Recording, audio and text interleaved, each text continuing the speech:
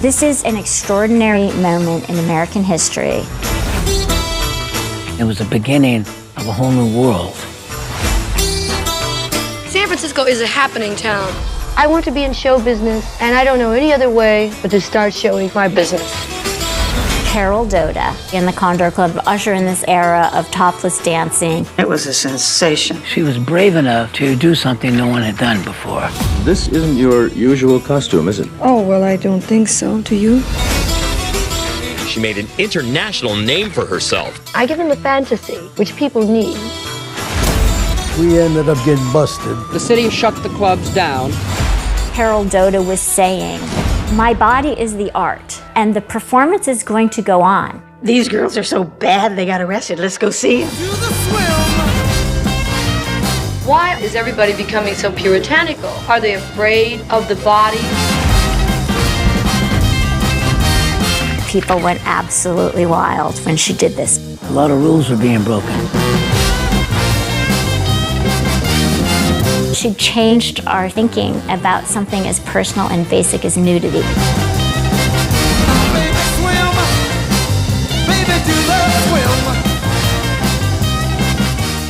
Hello, everyone, and welcome to the NRW. I am Heather Hurt, and I am here today with Jonathan Parker and Marlo McKenzie, the directors, the filmmakers for Picture House's newest documentary, Carol Doda, Topless at the Condor, a story about, against the backdrop of the 1964 Republican Convention, a San Francisco cocktail waitress, I can read English, I promise, became one of the city's most popular entertainers after making her debut as America's first topless dancer. How are you two today? Great. Great. Thank you, Heather. Your documentary came out officially in two major cities, New York and I believe in California, March 22nd, but it officially goes a little bit more nationwide to 40 major cities in the US and Canada, including right here in DC for those of you local, as of this recording today, March 29th. How are y'all feeling about the big release? Very excited. Very excited. Marlo, are you more excited about your puppy that we just heard about, though? Your new dog? Possibly. She's very cute. Sorry, we were talking animals right before that. So tell us, Marlo, I'll start with you. How did y'all come to Carol's story? Well, I'm going to throw this over to Jonathan because it actually starts 25 years ago with him. Sure. Yeah, when Carol retired from dancing, she opened a lingerie store on Union Street in San Francisco, and I had an office in the building, and I kind of overlooked this courtyard where her shop was, and she was very famous. I was playing music on Broadway in the 80s when she was still dancing there, but I didn't really know her story, and when I started to look into it, I was really struck by the way her career began with a kind of confluence of random events. This girl, go-go dancer on top of a piano, and the Republican convention coming to town, and the club owner is trying to figure out how to get business into the club. And then one of the publicists buys this Rudi Gernreich designed monokini and gives it to Carol to wear, and it was a sensation. So I hung out with Carol, we became friends. I started talking to her about doing a film project together, and she was receptive, and I followed her around to a lot of the MC gigs, the public appearance gigs she had at that time. She was also singing with a small jazz standard combo, and ultimately the project didn't happen at that time, but I had made a lot of notes and written a chunk of script. It was going to be a narrative film, and I just kind of put it in a file, and 20 years later, Marlo was working with me, and she found the file. Yes, that's where I come in. I was cleaning out a drawer very enthusiastically and came across Jonathan's notes, and I did not know who Carol Doda was. I'd never heard of her, but I did some research, and immediately it's amazing. You just want to know who this person is. Why did she make the choices she made? Was she exploited? Was she empowered? And it's set in this time where women didn't have that many options as we do today. And for her to decide to have the courage to take off her top was something that I admired. I thought she was very bold, and so it was a story that I wanted to pursue with Jonathan, and he agreed, and here we are today. Let's kind of go off of that. Feminism is almost a character in this documentary. It's such an integral piece of it. Jonathan, this time I'll actually direct to you. Why was feminism so important to play when Carol herself is basically a feminist icon in this situation?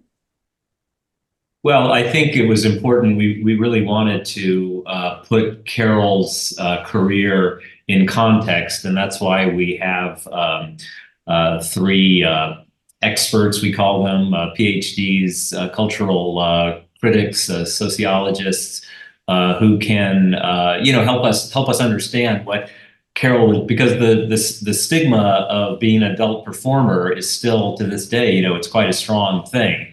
And so there is this very interesting exploitation versus empowerment equation going on in Carol's career. She wasn't just this stripper, she really had she created a career for herself all by herself. She had no help, no support.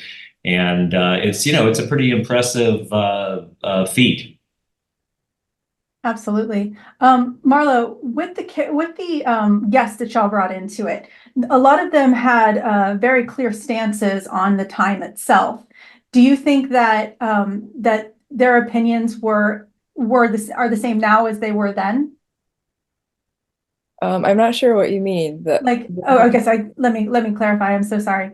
With the backdrop of feminism and the Republican convention at the time, a lot of the guests that you had, they lived through it. They got to see it, and their stories are very poignant to what they saw. But do you think that they're looking at it at a little bit more of a further lens than they were at the time? Do you think their experiences really were trying to get the right words here? Were really truly demonstrated in their statements now? Yeah, I mean, I feel like they were really eager to open up and to share their stories, and maybe more eager than they might have been had we caught them at a younger age. They were just really happy to share everything, and but I think what you're hitting on makes me think about how they do have such a different viewpoint than our experts, for example, where one of the women in the film, Polly, she kind of says, that were we exploited? That's how we feel now. We looked at it as just a job. So it was great to have their viewpoints also contrast with the feminist scholars that we had in the film. And I think that's a very important viewpoint that many viewers will share, even today. So it's great to have this range of perspectives in the movie, like we did seek to find.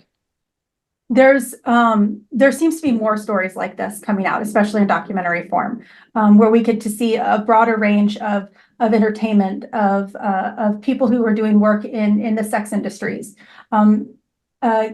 Marlo, what do you think that there's going to be more stories like this coming out now that not just feminism, but now that thought of the sex industries are changing?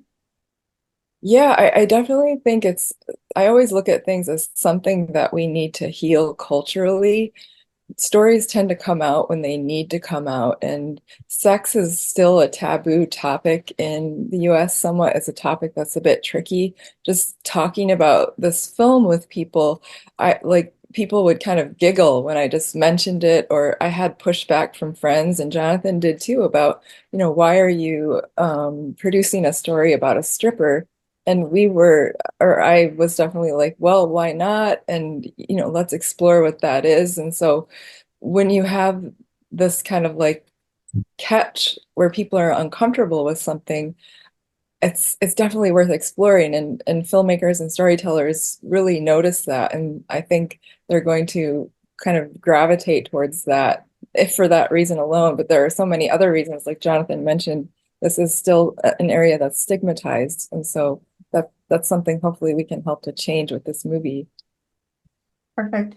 Jonathan, do you have anything to add to that? And what would you like people to know more from, or learn and glean from Carol's story directly? Well, one of the one of the most interesting and exciting things about the film is just this kind of slice of history in San Francisco at that time. And obviously the city has changed quite a bit since then. And so it's fun to remind people of what San Francisco used to be like when it kind of formed its reputation for tolerance for a lot of different perspectives and a lot of different art forms and performance and behavior. And, you know, you could possibly trace that back all the way to the birth of San Francisco during the California Gold Rush, which the Barbary Coast back in those days was only one block down the hill from Broadway. So it's an interesting aspect of it. Perfect. What are y'all's favorite moments? What are the things that truly came out of this documentary that y'all were doing that maybe you weren't expecting to learn or to know about? Jonathan, let's start with you. Well, I mean, a couple of things. The variety and the creativity of the nightclub acts in that era was really fun and surprising. And I'm speaking of, you know, particularly Judy Mamou, who was the second woman to go topless after Carol Doda. And her act was really, I mean, it was just, you know, part nightclub act, part circus act. And her interviews in the film obviously contain the most poignant and impactful aspect. And her revelations in interviews that was a surprise. You know, we didn't know that story when we started the interview, and there's several other people that revealed things during the interview that we were not expecting. And again, I think it's just getting back to what Marlo was saying. These people were so grateful to be able to, you know, that first of all, that people were interested in their stories and to be able to, you know, tell them that it was really a rewarding experience as a filmmaker. Marlo, what about you?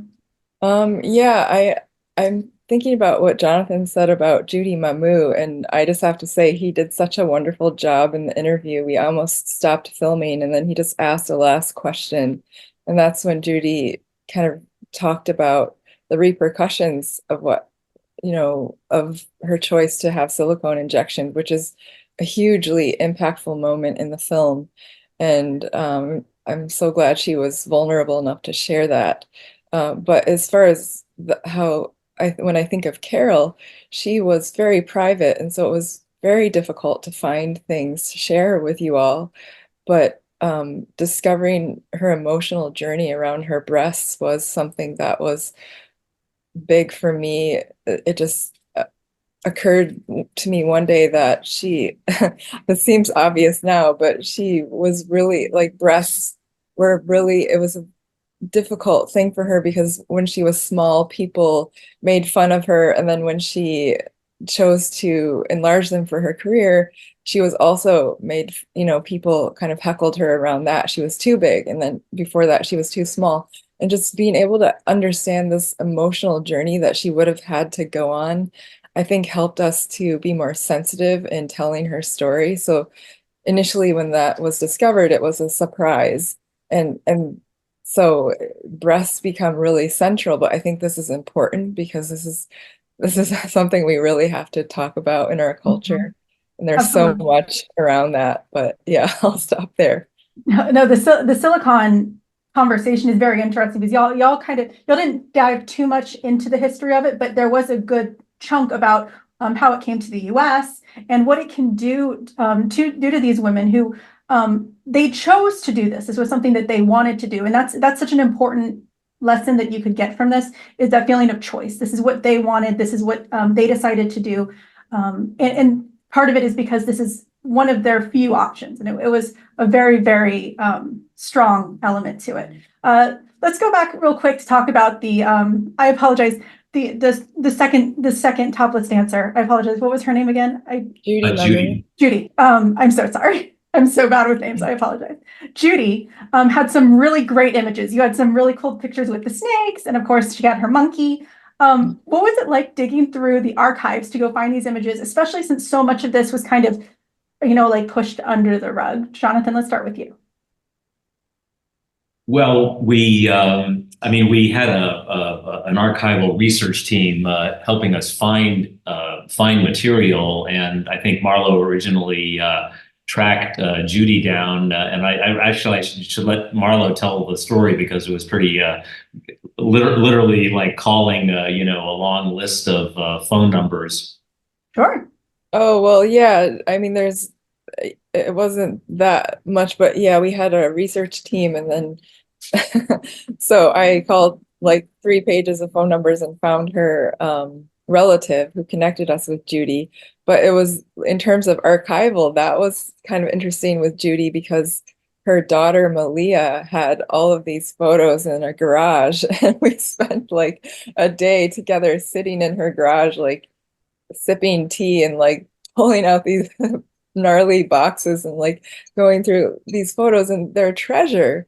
These things you see with her monkey and the fire, and they were just sitting in a garage, and who knows what would have happened to them if Jonathan and I hadn't been like, hey, we're doing this movie, we would like these photos. So I'm so glad that Malia and Judy and Jimmy Mamu all like opened their doors to us and said, hey, yeah, we'll pull out these boxes from the back of the garage and find that for you. Phenomenal. There was some really just wonderful moments in this, and family is also a really important statement in this. When we didn't get to do too much with Carol's story because she kept it so well hidden. But y'all did a phenomenal job with the documentary. Thank y'all so much for your time. Once again, Jonathan Parker and Marlo McKenzie were the filmmakers for Carol Doda Topless at the Condor. It is available in major cities in the US and Canada, once again, including DC for all you locals. We are so appreciative of y'all. Thank y'all so much for your time today. Thanks very much. Heather. Thank you, guys.